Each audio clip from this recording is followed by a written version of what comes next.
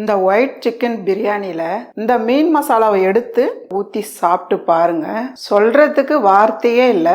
Taste அந்த அளவுக்கு அட்டகாசமாக இருக்கும். இந்த 2 காம்போவும் நீங்கள் ஒரு வாட்டி செஞ்சு பாருங்க. நீங்கள் அப்பப்போ செய்வீங்க.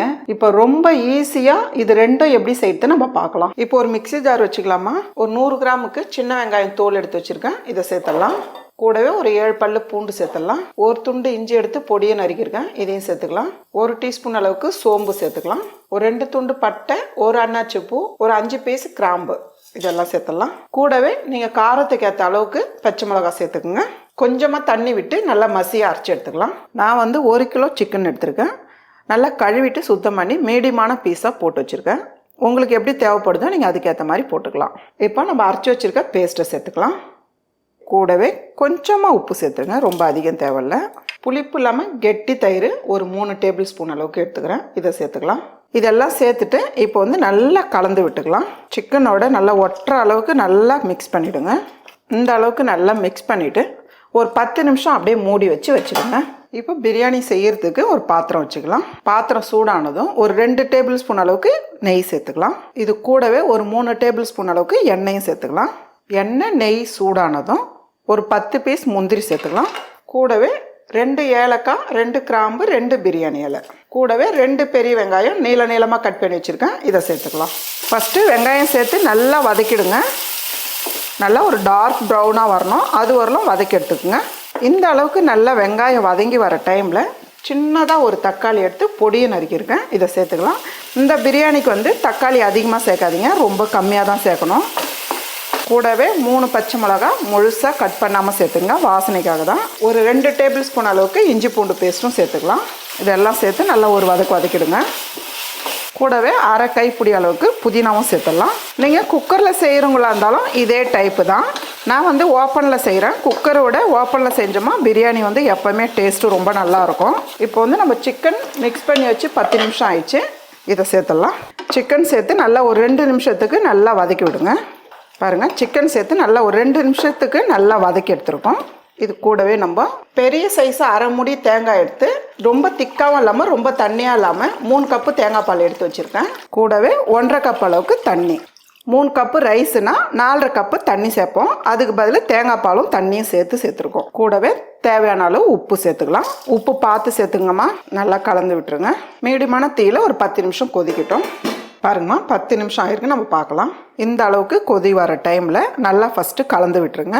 இந்த டைமில் நீங்கள் உப்பு கூட பார்த்துக்கலாம். நான் வந்து 3 கப்பு பாஸ்மதி ரைஸ் எடுத்து ஒரு 10 நிமிஷம் ஊற வச்சுருக்கேன். கழுவிட்டு சுத்தம் பண்ணி வச்சுருக்கேன், இதை சேர்த்துக்கலாம். கூடவே ஒரு 1/4 கைப்பிடி அளவுக்கு கொத்தமல்லியும் சேர்த்துக்கலாம். இதெல்லாம் சேர்த்துட்டு லைட்டாக கலந்து விடுங்க.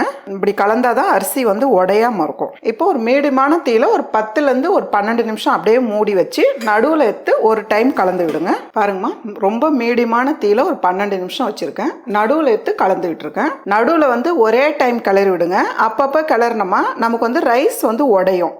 இது வந்து நல்லா உடையாமல் இருக்குது பாருங்கள்.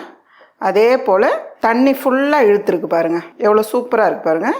அவ்வளோதாம்மா, நல்ல ஒரு டேஸ்டான ஒயிட் சிக்கன் பிரியாணி ரெடி. இப்போ இந்த மீன் மசாலா ரொம்ப ஈஸியாக எப்படி சேர்த்து நம்ம பார்க்கலாம். இப்போ ஒரு பேன் வச்சுக்கலாமா. பேன் சூடானதும் அதில் ஒரு 2.5 டேபிள் ஸ்பூன் அளவுக்கு எண்ணெய் சேர்த்துடலாம்.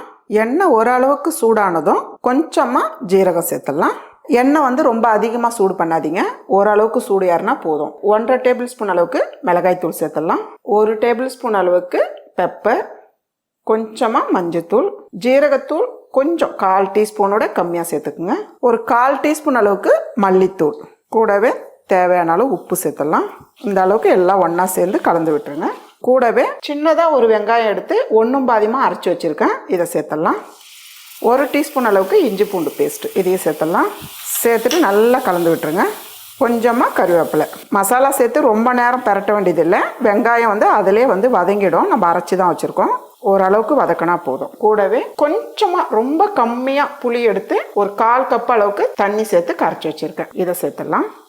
சேர்த்துட்டு நல்லா கலந்து விட்டுருங்க.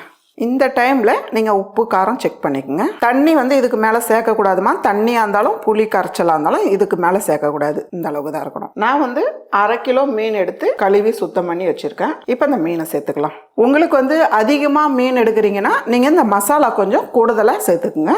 இப்போ ஒரு பீஸாக சேர்த்துடலாம். மீன் சேர்த்துட்டு அடுப்பு தீ வந்து ஃபாஸ்ட்டாக வைக்காதீங்க, ரொம்ப குறைச்சி வச்சிடுங்க. 1 நிமிஷத்துக்கு அப்படியே மூடி வைக்கலாம். அதுக்கப்புறம் திருப்பி விடலாம். பாருங்கம்மா, 1 நிமிஷத்துக்கு விட்டுருக்கேன். எண்ணெய்லாம் சேர்க்க வேண்டியதில்லை, அந்த எண்ணெயே வந்து நல்லா திரிஞ்சு வந்துடும் மேலே. இப்போ வந்து இதை அப்படியே திருப்பி விடுங்க. நமக்கு வந்து இது மீன் வறுவலாகவும் ஆகிடும், அதே போல் மீன் கிரேவியாகவும் வச்சு சாப்பிட்லாம்.